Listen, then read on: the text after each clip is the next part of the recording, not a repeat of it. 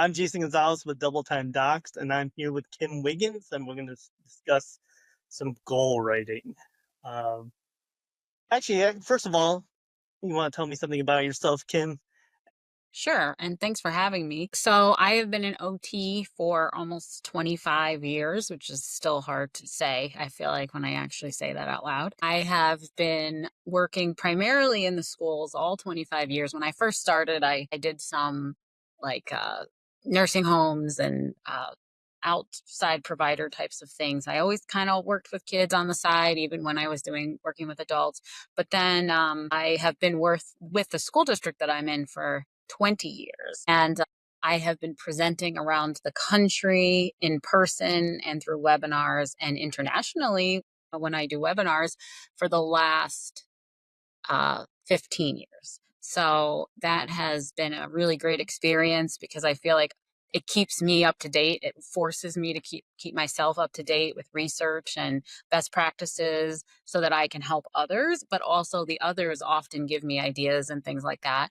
And I love a lot of people ask me, why are you still working full time for a school district and trying to have your own business at the same time? And I do feel crazy sometimes, but I also think that's how I get my content. I understand what it's like to be an OT in the trenches and want to pull my hair out sometimes, but also feel the benefits of making differences and finding strategies and things that work with kids and work with teachers and work for parents, and then be able to share those ideas with others. So I do have my own business on the side, and it's more than just on the side. I feel like it's almost full time at this point, in addition to a regular full time job. So that's otkimwiggins.com. You can always check that out at another time. Yeah, it definitely does sound exhausting, and I guess I'm not in the same boat as you, but obviously we have double time docs, but I am still working in the school districts also. But I do not treat kids anymore. All I do is do evaluations and write goals. So it should be an interesting conversation because I do have lots of questions, especially that are asked of me about goal writing. So Sure. I guess once we start, I guess after doing an evaluation, how do you determine on what goals to address, especially if a child has so many issues or needs that you don't want to write 30 goals with 60 objectives, but how do you filter out the main ones? So in school, one of the things that we have to really differentiate between, I feel like, is the difference between the medical model and the educational model. And if we base it on the medical model, we can come up with 60 goals. I mean, we probably could with educational model also. However, with the educational model, we're always looking at how they can function in the classroom and be successful in the classroom. And I say this a lot. I recently just posted on social media, kids go to school to learn and they don't go to school to get related services, right? So they go to school and the related services help them be successful. So if we look at it from that point of view, we really have to collaborate pretty closely or well with the teachers that are working with them every day. So the first thing, well, after I do an evaluation, hopefully because I've done the evaluation, there's been a whole process before that kind of I understand why they needed the referral and what the problems were. So I kind of have a good head, like a good understanding of that.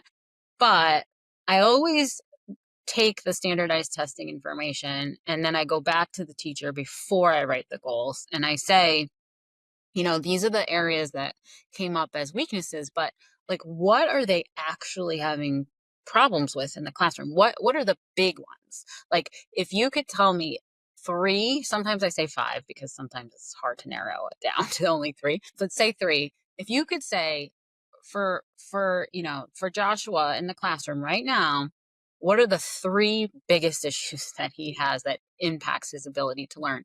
And sometimes teachers, I think, tell me what I want to hear. Like they're like, well, you're an OT, so that means that I'm going to answer you based on grip and writing and cutting and like all of that kind of stuff.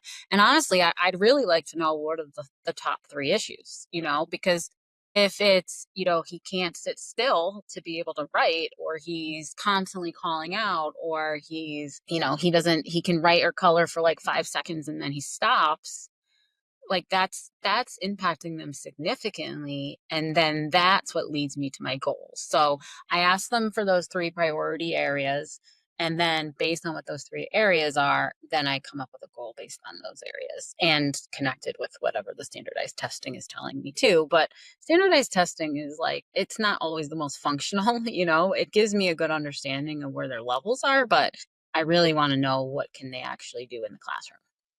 Yeah, actually, that I was going to lead into the standardized assessments, but I have the similar experience. So I usually test in a given year about, anywhere between 250 to 350 kids. I mean, it's predominantly my own job, but I get the same questions. I actually just tested somebody this morning, and as soon as I pick up the kid, I usually consult with the teacher, and I do ask them like, "Oh, what are your main concerns?" And they always are asking, "Oh, what your OT?" And I'm like, "Well, just tell me anything. Like we cover so much." And so usually I try to do the same thing as you do, and just see like what are you guys seeing? And I don't try to give them information to pick them apart and stuff and be like, you see this, and then they're like, oh yeah, I see that. So I just kind of leave it open ended. And even if I can't access the teacher, I will send a questionnaire, and the questionnaire is just main concerns like and very vague, like playground access or something, or posture or something, and then they can just say like whatever comments they have rather than being oh great, there's my dog. But being more can he tie his shoes, and so having them find issues by me leading them to an issue.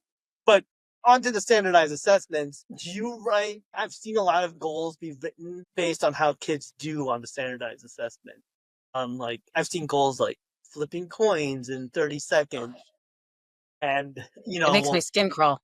yeah, no, I use and I work for like 6 different school districts, but it's some of them require standardized assessments. But I think it's hard to interpret like how those results translate into the functioning of the child in the classroom. And I think it skews they're like, oh, he scored so low here, means he should get services regardless, or he scored high and then he doesn't need services, so I can go both ways. But so how do you So do that? Well, yeah, I mean, I think that's a really good question. And I think I often see that too. And I think it's super easy to write a goal based on, you could go through the bot and, and you go through it and be like, these are all the areas he couldn't do. So I'm just going to make goals for all those things. That's pretty easy to do. Except those are tasks, right? So those are more like, they're not functional tasks. Like, how often do any of us flip coins, but what it's showing us is like, how are they holding the coin? Are they able to pronate and supinate? That kind of information. And that's part of what an evaluation in an OT does, is looks at that activity analysis to try to figure out what are the skills needed for that particular task, and how does it apply to real life. So when I say they couldn't flip the coins, and then the teacher says, well, they're not able to roll dice during math, or something like that. Okay, well, then the functional skill is, how do they function in the classroom? What is the actual thing that the issue that they're having the hardest time with in the classroom? And we write the goal based on that, like the math manipulative or whatever it is. But we can still work on flipping coins as an activity.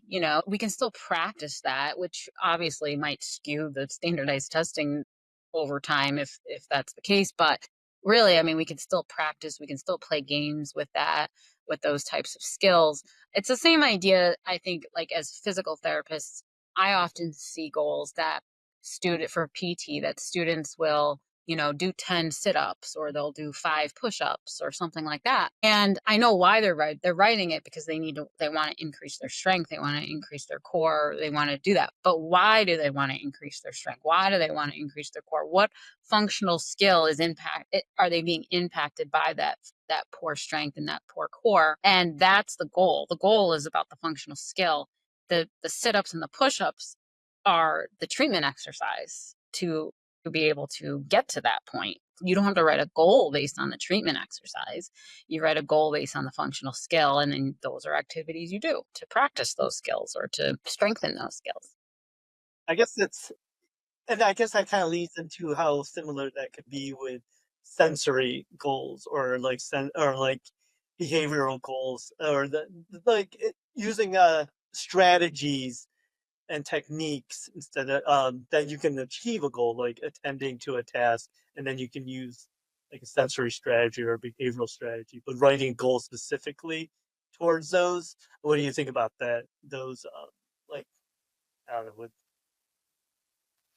will decrease, or I mean, yeah, I guess writing behavioral type and sensory type goals as a measure of you know behaviors attending to tasks. As one of my really good friends and colleagues, Gwen Wild, who is a sensory guru, and together we co-wrote the Just Right curriculum for K through 5. She once said to me, you only can write goals for things that the kids can control, right?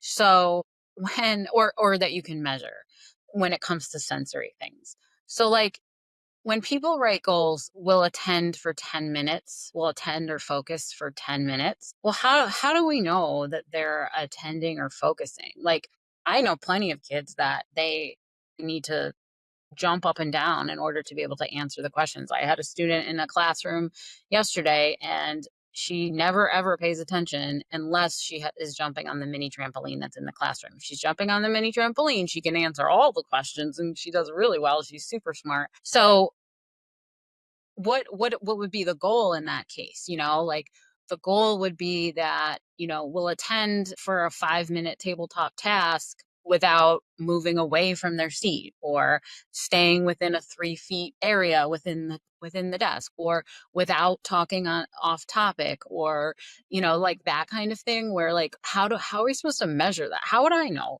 if she's paying attention for 10 minutes or not? Like I don't have a brain scan going on inside. It's impossible to measure that. So I think sensory needs, we can write lots of different goals for sensory, obviously, but like one of the big ones I think is often the attention to task and how the sensory issues impact their attention to task.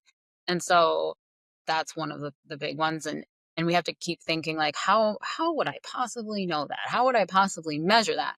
I can measure how many times did they talk off topic during a 5-minute task. How many times did they get up and leave the table? Like, I don't even care if they stand. Like, I don't care. Maybe the teacher does, right? But we do have to like collaborate on that, or at least, realize that, maybe educate a little bit. It's okay if he stands, but he can't leave, he can't leave the table, like that kind of thing. Or I used to write goals. I can't believe I did this, but I used to write goals that they will tolerate the fire drill. How on earth am I supposed to measure the fire? Like, so I'm not there every single time they have a fire drill, and I can't go ask the principal, can you please on a once a month basis pull the fire drill, pull a fire drill so that I can measure it for my OT goal?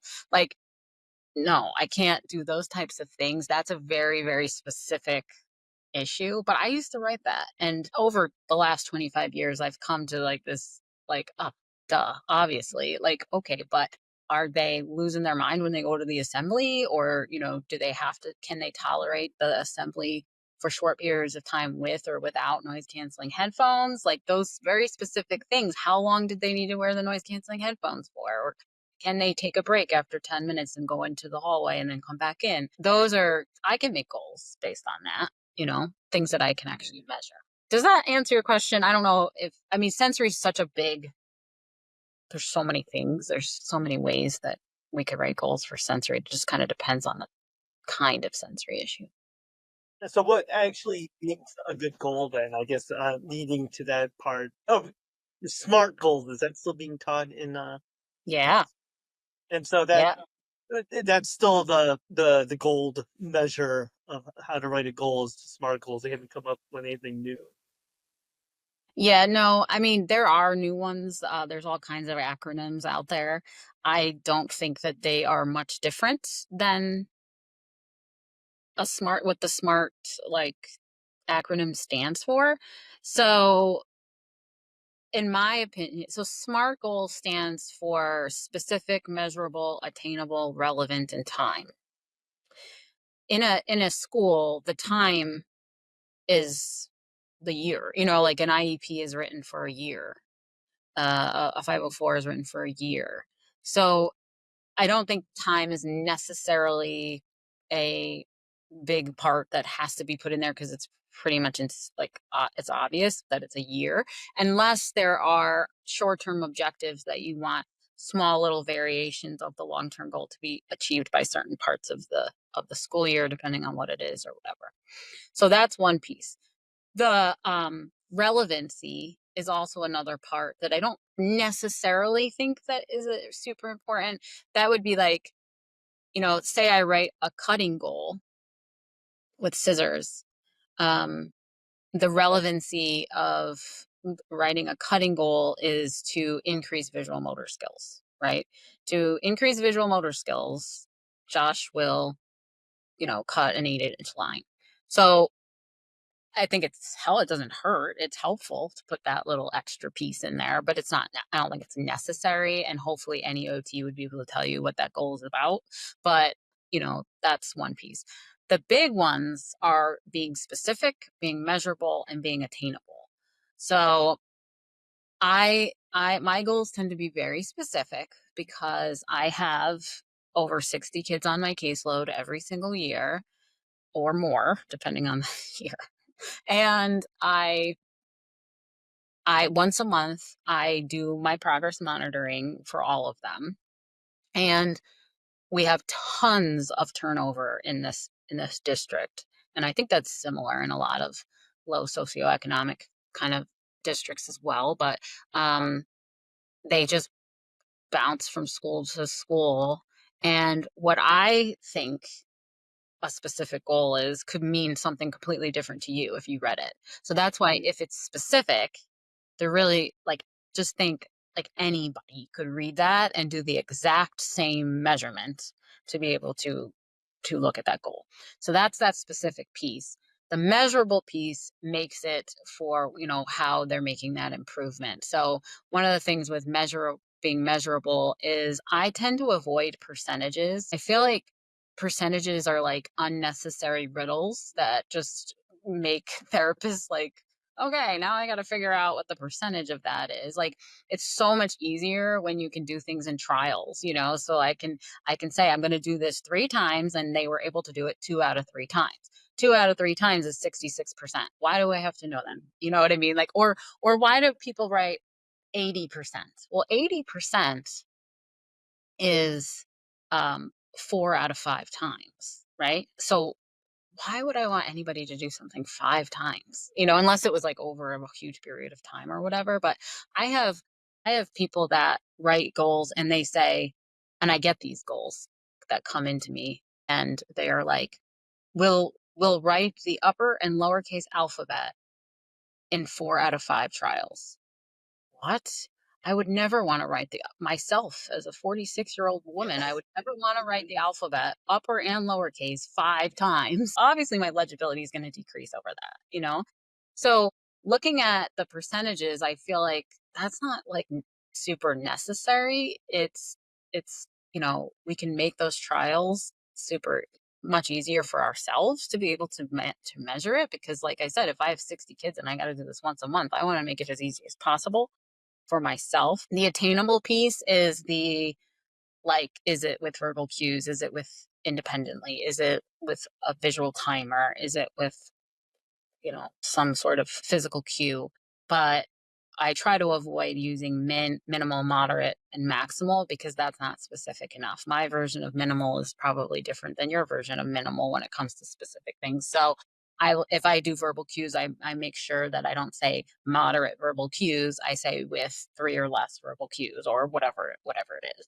So even the attainable piece has to be measurable or specific.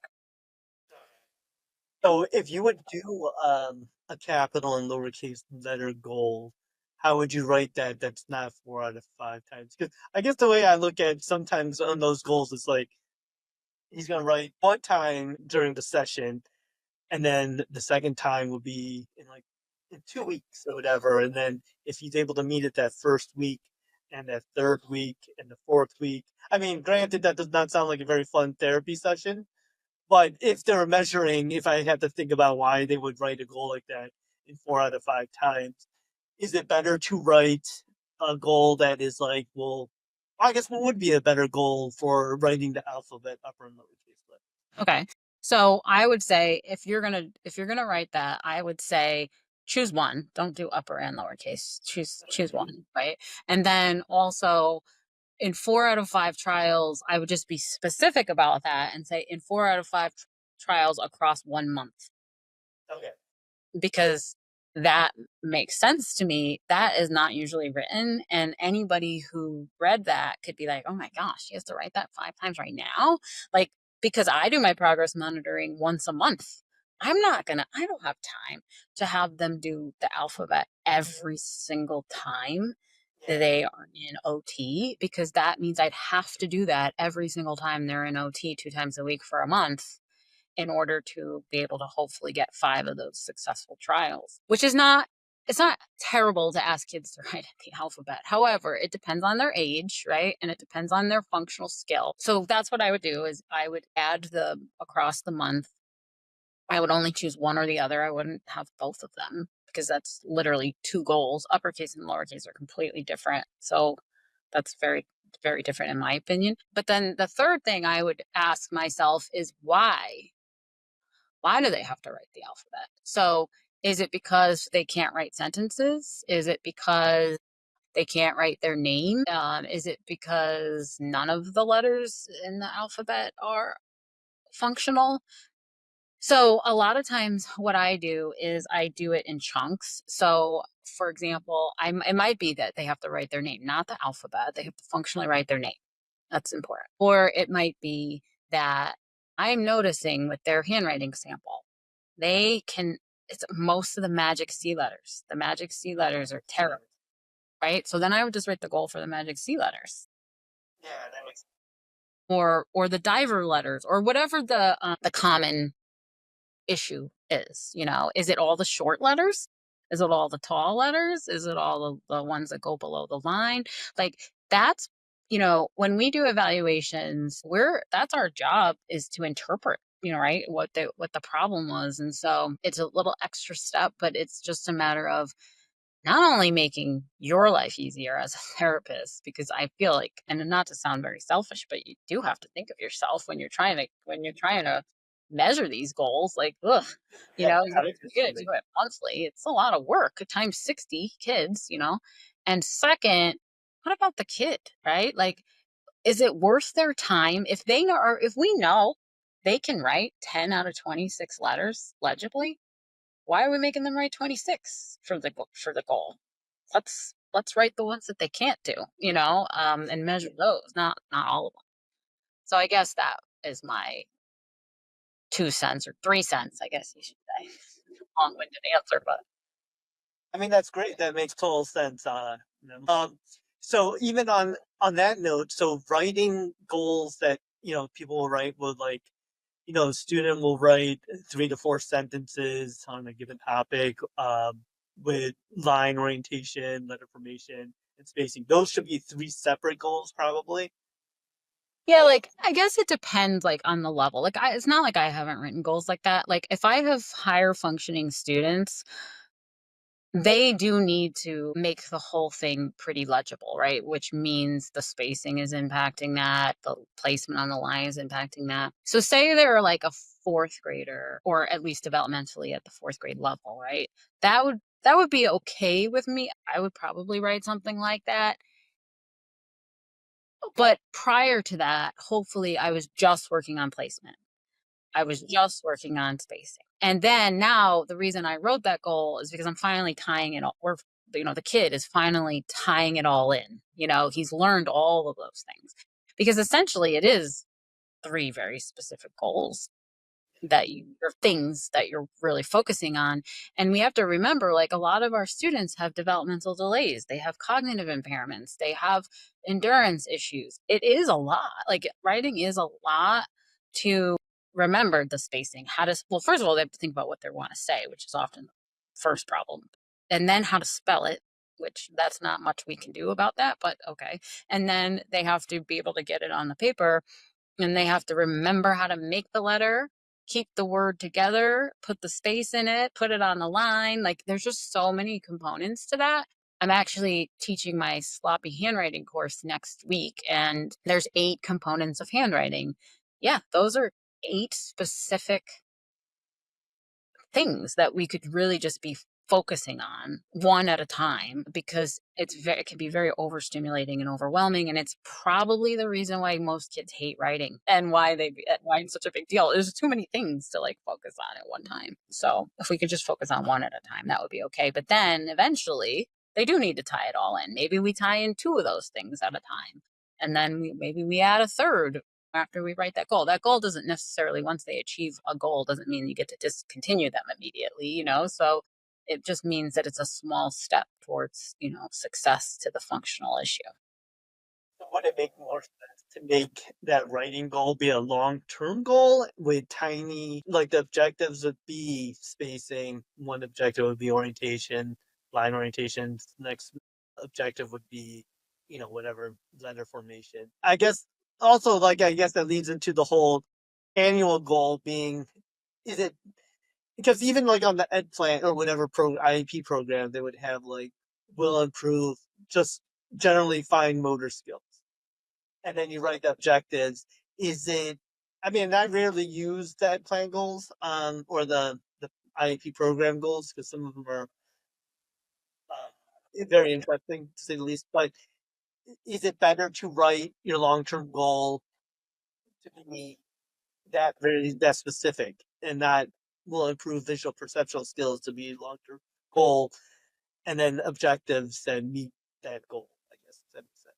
Yeah, I think there's 2 things that I want to make sure, like, I often advocate for. One is, if you're writing a goal, it should be specific, right? So, like, improve fine motor skills. What is that?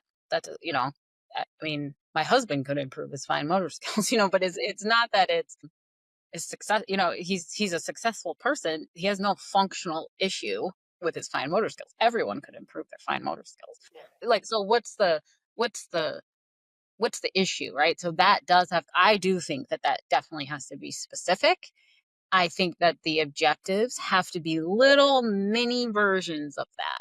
Like, so for example, if it was a typing goal or a writing goal, say it was a typing goal, and it was that, Zachary is going to type at a rate of 5 words per minute when completing an online typing test, right? The short term goal would be that it's the same thing, except he's going to type at a rate of 3 words per minute.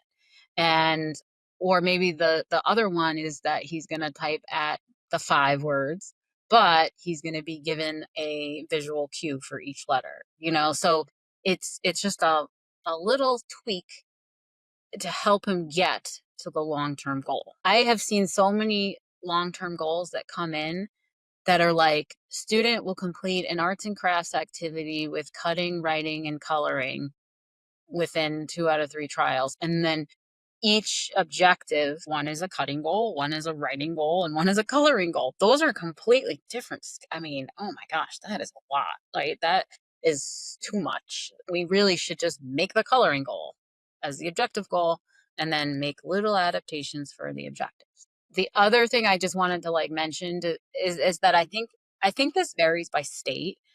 I think, um, but it could even be even smaller than state. But like in New York, we only write long term and objectives for kids that are alternatively assessed.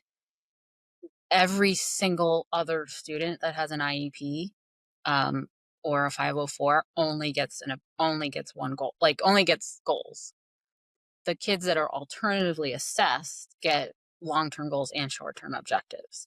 I think it was, I always get my states mixed up, but it was either Maine or Massachusetts. I was teaching a class there, and all of their goals have goals and objectives. Yeah, I mean, with some of the IEP programs that I use, you can't save it until it has, or it won't be completed unless it has at least two objectives per every long-term goal that you implement. Really? Yeah, so that's, I mean, that's a new thing. I guess that kind of leads into like shared goals and, your thoughts about like, Collaborative. yeah, collaborative goals or OTs writing their own goals. I was, I don't know, maybe 10 years ago now, I put on, I think it was a Facebook post, and I wanted to know, like, I was teaching goals. I had been teaching goals for, I've been teaching about goals for 15 years, but, and writing them for 25. But the thing that I was doing is I was teaching all over the country. And every time I would teach that, I would get like, well, why aren't you making it a collaborative goal? Why are you making your own OT goals? Like, I would get that a lot. And so I'm like, wait, in New York, I write my own OT goals, or in my district, even. I don't even know. The whole New York state could be completely different. But I was like, is that just like a New York thing? Or is that just a, my town thing? Like, what is this? So I put it out there, and it was literally 50-50 across the United States that people either wrote their own specific discipline for their own specific discipline, or they wrote collaborative goals where the teacher's goals are the goals and the therapists just work towards those goals to make them like functional things in the classroom. And I thought, okay, I'm trying to like look through all the comments. There were like 100 comments. It was pretty cool. But people were like, in California, we do it this way. And then somebody would write back and be like, I'm in California and we do it the other way. So I don't even think it was based on state. I don't know who makes those rules, to be honest with you. It's very confusing. But when I like stepped back and like looked at it, it's kind of the same thing. It's really just a matter of who's in charge of it, right? So like, even if the OT is writing the goal, it still should be based on how they're functioning in the classroom. It's the same thing a teacher potentially would write anyway. It should be. And that you would be collaborating on it because you do have to know how there's no way we know how they are in the classroom every day because we only see them a little bit of their time at school. So we obviously have to collaborate. So the basis really behind that is that it's their collaborative goal. They are collaborative goals. The difference is that who's in charge of the goal. And I brought this up to my administrators because after I learned all that, I was like, yeah, how come we're not? How come the teachers aren't just writing the goals and we have to do it? And they literally looked at me like a deer in headlights, and they were just like, well, then who's in charge of progress monitoring it? Because that means most of the time the person who's progress monitoring is the teacher, not the therapist. But my rebuttal to that was, well, it doesn't have to be, right? Like if we as a team come up with collaborative goals and some are a little bit more speech oriented, more writing, more cutting, more gross motor oriented, whatever the main theme behind the goal is, why couldn't the therapist be in charge of progress monitoring? We share those responsibilities, right? They didn't like that idea. So we didn't go anywhere with that, but I still have made it my best practice over the last few years of writing these goals is to make sure they still are collaborative. It's just interesting because it's happening differently. And I think also depends on the setting. I do feel like sometimes like preschool settings or more self-contained special needs schools, maybe specialized schools, they might have more of the ability to write those collaborative goals. Whereas, school-based therapists, they're kind of on their own island, we have to, but I still, like you said, you hand out a questionnaire. Like even if you're not in the building every day, there's still ways of communicating, collaborating. So that's my 2 cents on that one. And then I guess, how do you determine if something is, I guess, part of the curriculum, like they should be learning how? I mean, I actually don't even know what they teach anymore. I don't know even. I guess they don't really teach handwriting that much. I went to a school and they're like, we don't even get kids scissors, and I was like, it's like, how do you make if a kid is supposed to learn by like kindergarten or something to write the alphabet? And is there a point in writing a goal if that's part of their curriculum, I guess? I think that's a great question and also a very frustrating question because I agree.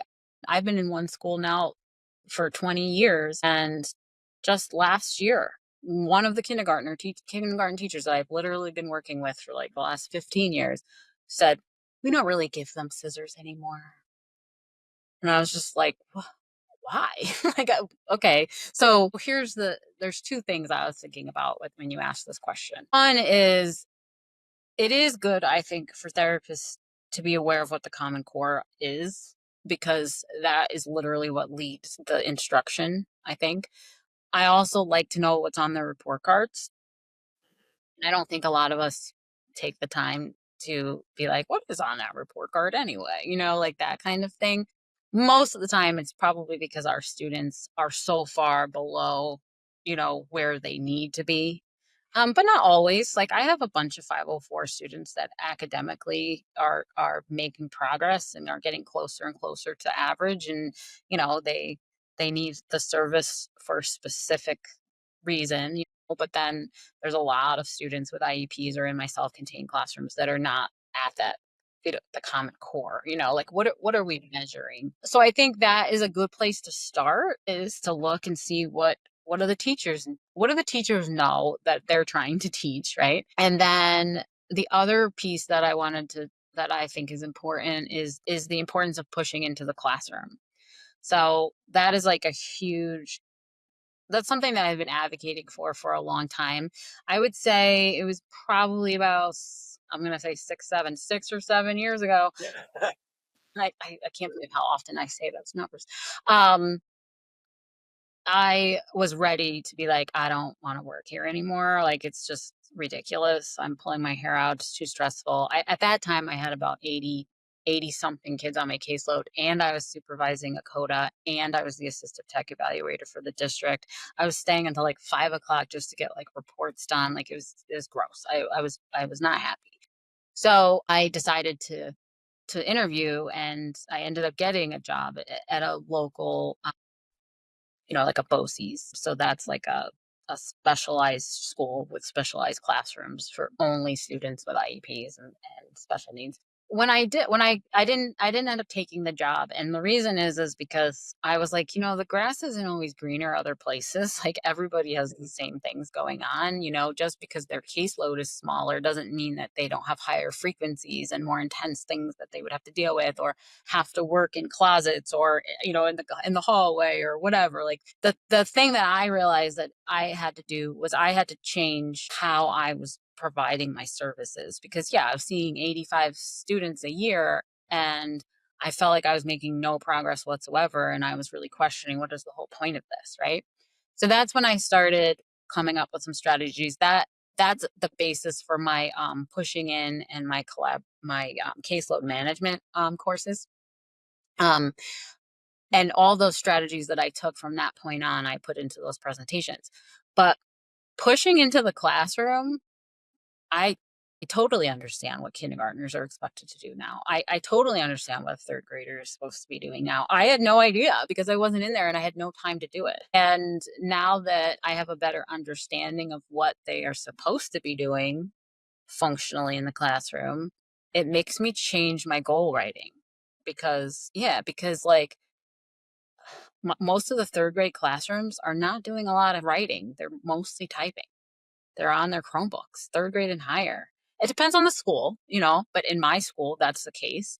They do write to like for their graphic organizers and like to organize their thoughts. And I look at their notebooks and like everything's not on the left margin. And like it's just like nobody's writing on the line.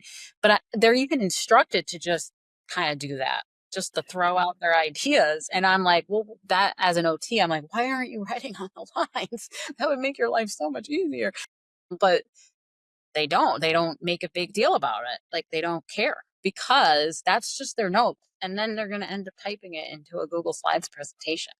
Now, typing it into the Google Slides presentation can be a challenge as well. And so I write goals now about how to use the shortcuts on the keyboard,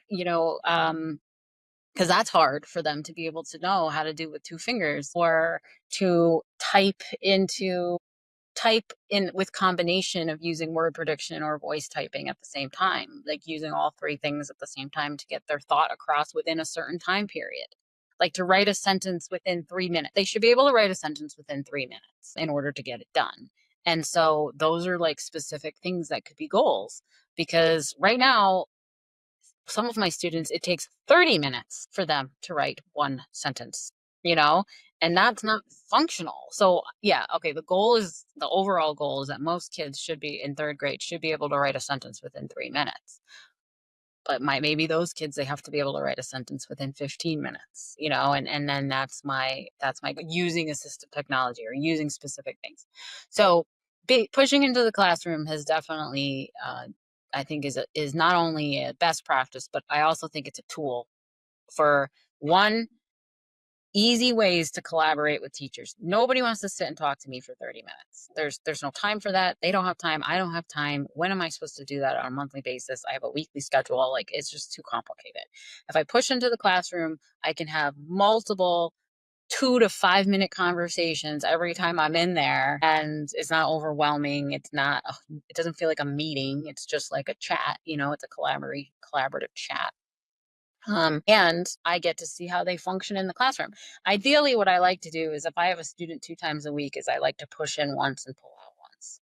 I think it's a good combination. I can see what they're doing and how it helps them. I can pull them out to fine tune those skills and then be like, remember what we talked about, like that, those kind of things. And sometimes it's just push in, or sometimes it's pushing in and I teach a lesson to the whole class. Because, like, if Zach has issues with sensory needs and I teach him in my small group, I'm expecting a student with special needs and attention issues to retain the information and then apply it to a generalized setting. Yeah, there's a setting that's not even the same as your therapy session. And then also, then they'll be around their peers. So when they say, I'm feeling fast, the peers actually can be like, oh, well, go choose something from the fast basket to help you slow down, like something like that. Or the teacher understands what that is. Because how am I going to make any progress on these goals if I'm just teaching them in that secluded setting? So there's a lot of benefits to that, but I do think that the goal writing is one of them, because it does help in a lot of different ways. Yeah, I actually, before I stopped doing direct services, did a lot of push-in just because even off the base off, like, the referrals coming in kindergarten and preschool and being like, "Well, if you just try this one little thing." So if I can show the whole class and just, just the language used, just showing the expectations to the teacher and the aides, as long as they're in the class, sometimes aides like I to know. leave at Well, those that times. has to be, yeah, that has to be a stipulation. They have to stay. Yeah.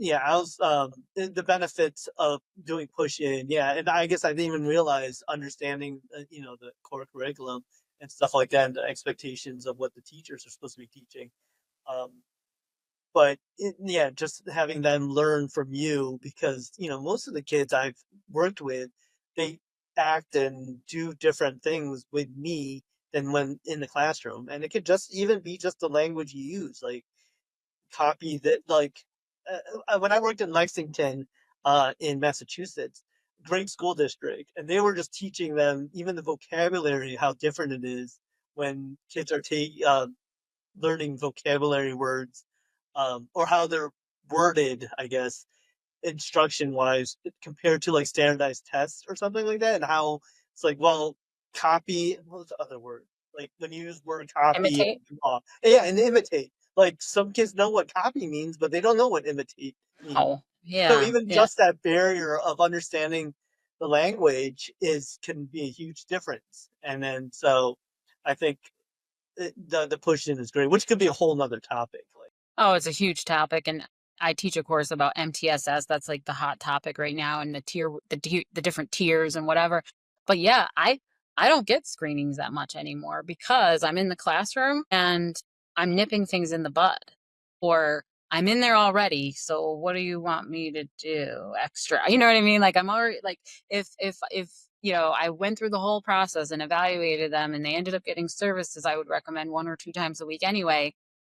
I'm already doing that. You know what I mean? So it really nips a lot of things in the bud. It does do a lot of education for the paraprofessionals. It's huge when you're in there, with them and seeing what they're doing. Like how, like, the letter E, I always recommend, you hit the ball and you run around the bases. That's how you make the letter E, and it, like, makes my skin crawl when I was just in there like a couple of weeks ago, and an aide was like, "This is how you make an E. You make a C, and then you put the line on it." Yeah, that's literally the opposite of everything I've ever taught this kid. Like, what are you doing? So 5 times, 6 hours a day, that person is with them, and 2 times 30 minutes, I'm giving them the instruction to do the E. Who are they going to listen to?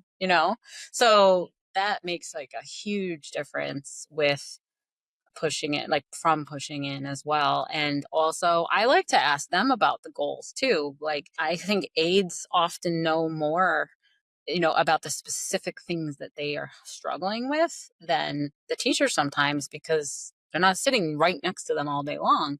So that feedback from aides, I think, is important with the goal writing as well. Yeah, and that communication, like even just feeling present to the teachers or the aides, is a huge difference between like your relationships and stuff like that. Because half the time, or not half the time, but a good amount of time, people are like, I don't even know who the OT is. I And know it's so. so, yeah, and then there could be weird political drama and stuff like that. And saying, Tommy's never been serviced, but then it's like if you just keep that communication and the push in really helps with that communication and being present, and it just builds such better relationships, and it gets, for the most part, a lot more progress with the kids. Yeah, and also, like, it also just made my job more fun, you know? Because I think most OTs don't realize. I think most OTs are pretty social people. And there's stereotypes about every discipline, but I think OTs are pretty social, fun people. And we are often from one building to another, living out of our car, just like on an island, like that kind of situation. We don't really get included with teacher stuff. We don't get the same trainings. We have to do things that are differently. I mean, we have a license, like all these different things. So being in the classroom, teachers feel more comfortable talking to me about life or whatever. It's just you Yeah. just make more friends that way. Like, it's kind of cool. I mean, don't get me wrong, there's different situations where you don't want to really be in the classroom but also, like, even the other kids, like, yeah, 60 of my kids have special needs. I have sometimes, just yesterday, I was working with 3 students that I literally have been working with for the last 3 years, and when I asked them my name, they couldn't tell me. However, when I push into the classroom or I'm just walking down the hallway, 30 kindergartners are like, "Hi, Mrs. Wiggins." And, like, they want to hug you, and it just makes you feel better. Like, oh my gosh, somebody does remember me and they like me. You know what I mean? Like, it just makes your Mm. job more rewarding. When you're helping more kids, you're working with more people, like that kind of thing. Can it backfire on you? Maybe, because, relationships are relationships and not everybody gets along sometimes. But honestly, for the most part, I think it's been a really good change, and it's made my caseload go down. It's made the screenings go down. I have a better sense of what they need to do for their goals and for making progress. Um, and it's not like you go to a meeting and they don't even know who you are, and you go to a meeting and now you're recommending discontinuation of the service, and they're like, "Huh?" But if they know who you are and you've been chatting with them for the whole year and you say that with justification, they're like, "Oh, yeah," because they trust you more because they know who you are. And they can back you up, because nothing's worse than going to a meeting and trying to exit a child or reduce services. They're like, what are you talking about? Like, we talked about this, like, or Yeah, whatever. yeah, That's yeah. why I try to tell the therapist that I talk to is like, make sure if you have a concern about reducing something, like ask the teacher. If you can, ask the parent, and just tell them what's happening, and be like, your child can do this. Do you have any other concerns? If not, then I plan on reducing his services, or uh, you know, whatever, just to cover bases, because nobody likes to be surprised at a meeting, especially parents. I wouldn't like it. I try to put myself in the parents' shoes all the time. Like I would hate that. I want to know everything there is to know about my kids, and so I just want to have that communication. So I also agree with that. I would appreciate that if somebody was talking to me about it, from the teacher point of view or the parent point of view. Yeah, for sure. One last question: reducing, or if a child doesn't meet their goals, do you keep it the same, or do you like reduce it? Like I thought I don't know if it was just in my like, is it frowned upon to have like if a child is supposed to meet this certain criteria and like, oh, he's not meeting it, we're gonna have to reduce it. Does it, I guess, look bad? Or do you have to change the goal that makes it sound more achievable? I guess that's kind of reducing the goal, but Mhm. how do you change goals, or when you can you not keep a goal the same for 2 years? I guess. Yeah, I don't think that I was always taught that you're not supposed to keep it the same, that you're supposed to modify it a little bit. And then maybe that's just tweaking the verbal cues or it's tweaking like the percentage a little bit. No, no, not Yeah. percentages, trials or something, like where it's the same goal. It's just that the attainable piece to it or the measurable piece to it is a little bit different to make it more attainable. Um, I remember years ago I was in a meeting and I can't remember who it was, like it was another related service provider. And the parent gave them a lot of pushback about see what goal you just finished telling me that they did not achieve this goal, yet you just wrote a new goal that's harder than the goal that you just told me he couldn't do. And the therapist's response was, yes, but it's for 1 year from now, so my hope is that for 1 year from now they can be at this level. That's hard. I mean, none of us can see the future for a year from now. Like that is a difficult thing. It's especially difficult, I think, for new therapists because they don't have the experience to know like how much progress does a person make in 1 year, like that kind of thing. So I I guess my answer to this is that I just try to make it as achievable as possible. I I would be happy that within 3 months if they achieve the goal. Like, good.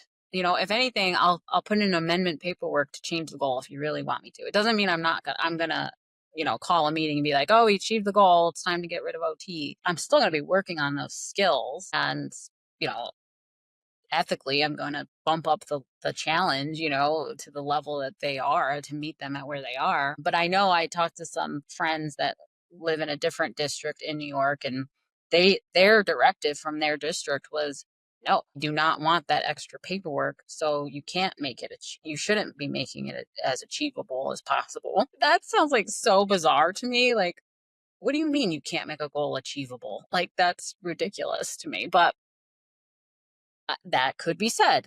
It was said to them and it was said to me. So I was like, okay. Oh, so they would prefer goals not to be met, I guess. I don't know. I guess it just depends on the district, depends on the place that you're working in. But my rule of thumb would be to make goals achievable, right? And I don't mind putting out an amendment form and changing the goal if the parent really wants me to do that, but most parents don't and they're like, we know you're going to keep working on those skills, just bumping up the challenge. But yeah, year after year, if they don't achieve it, I would make it, I would, bump down the attainable pieces to make it achievable. Okay, that sounds reasonable. Yeah, I think a lot of the school, well, I mean, they're so overwhelmed. At least the school districts I work in, they're so overwhelmed with, you know, I don't know if they have to set up a meeting for amendments or Not in ours. Like, so okay, I know that about our district. Like, we don't. I have an amendment form. As long as I tell the CSE chairperson that I'm going to send this home, and I've said I've called the parent on the amendment form. It has like a little description, like the reasoning for the amendment. And most parents are fine with that and they sign it and they send it back. Like, especially with goals, it doesn't mean their service is changing. It's just means their goal is changing. I don't see what the big deal is, but I mean, people make big deals about a lot of different things. So I don't know. That's just my opinion. But yeah, I'm fine with that. And like I said, most people don't even care that they achieved the goal 3 months ago. and sometimes they achieve the goal and sometimes they can regress, especially after breaks and stuff like that. So, I mean, how many months have they actually been achieving it? I want them to be able to do it for consistently. I don't want them to regress. Is it really dead set? Like they have achieved this goal, you know, or is it that they did it that month, And so sometimes that could be the case too. Yeah. Well, I mean, I think that's all the questions I have. And then, are you working on any more projects in the near future? So my big project right now is Just Right Junior. So Gwen Wild and I wrote the Just Right sensory modulation curriculum K through 5 4 years ago. And I have been asked multiple times over the last 4 years to provide a preschool version. And the more and more I thought about it, it's not just for preschool level children. Preschool, 3 to 5 years old is a big range. Like 3-year-olds are different than 5-year-olds. But also, like, developmentally, part of my caseload right now is I work in 2 self-contained classrooms for kids with autism. Some of them are nonverbal, some of them have, like, no attention span, at least they don't look like they're having an attention span. And so I want them to be more independent with their sensory skills. I want them to advocate for themselves. I want them to have the sensory language to be able to do that. Or at least, even if they're nonverbal, that they can point to what fast, slow, and just right means. And then they can choose something out of those baskets or whatever it is.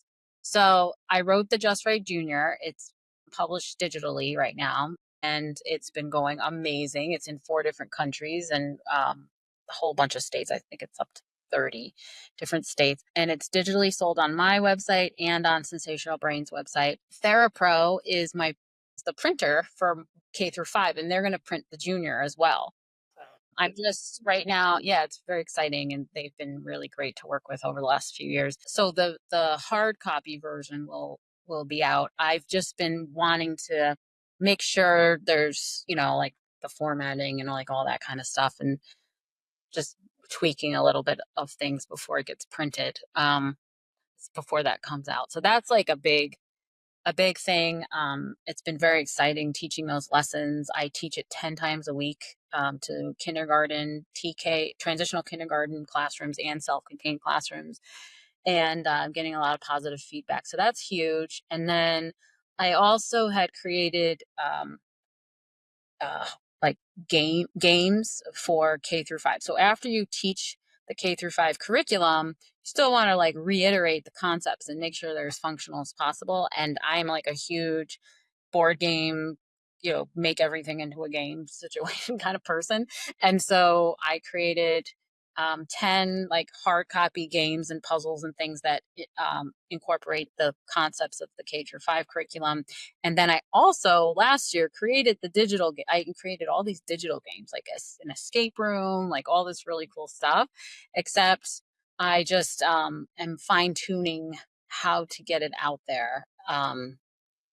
Because like I'm really good with the content, but you know the technology piece of it is a little challenging sometimes to make sure that it's like from my website and like all that kind of stuff. So those are the projects I've been working on. So it's mostly been the sensory modulation curriculum, and then of course I teach lots of courses all the time, to all different states, in person or online, and it's fun. It's a lot, and I that's like my passion for sure. So that's what OT Kim Wiggins' business has been up to. Sounds like a lot. I was actually going to ask you, out of all your little different hats that you wear, what's your favorite one? But I guess you kind of answered that. Yeah, I like presenting. I like help. I feel like it helps the most amount of people. Like if I teach one OT something and they have 60 kids on their caseload, I feel like I'm kind of helping 60 more kids. So I really love that idea. But the same goes for writing that sensory modulation curriculum. I'm just like so happy with it. Like it's literally what I feel like I have been missing as a therapist. I finally got it done and I'm using it consistently with kids. Teachers are complimenting it all the time. And now it's being spread out well, across the world, really, country and different countries. And it has a lot of fun things to it. I even wrote music to go with every single one of the lessons. There's all the handouts are available on a password protected section of my website, so you can easily access them. We're all running around like crazy, so it's nice to just be able to pull it up and then print it off if you need a handout. And then also I connected a Google Slides presentation with it. So all you have to do is, log on to that password protected section and click on the Google Slides presentation, and then you have what you're teaching to the class right there. And it makes it easy. Like that's what I wanted, so that's why I wanted to make sure I did that for other people. But yeah, teachers are able to do it or teach it. OTs, every lesson has a OT, PT, speech, and SEL, like social emotional person recommendation for how you can make it specific to your discipline at the end of every lesson. So, really we try to collaborate as much as possible, but everybody could teach it. So it's cool because sensory is like the biggest issue. Handwriting and sensory, I think, are still the biggest issues, but sensory more so, especially with these COVID kindergartners that came in. I mean, it's good because a lot of people are saying sensory, but it's not always just because of sensory. So I just feel like if they have the sensory language, they can advocate for themselves, and it's helpful. So yeah. And wait, are you doing all these aspects yourself? Like, or you have like a team and you're like, I want to do this. Here's the content. You make it into this digital thing. You sell it, or you make this website, or add this to your. It's all myself. That's crazy.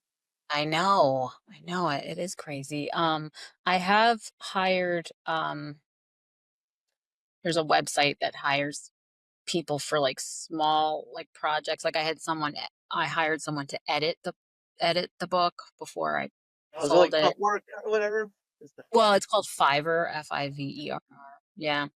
And then it's like Upwork. And then I hired one of those people to help me with digitizing the games. But then the problem is that I don't know. The problem is that it's on like their name. Like I need the coding, Yeah. and that's like a whole other pay grade for me. I don't know.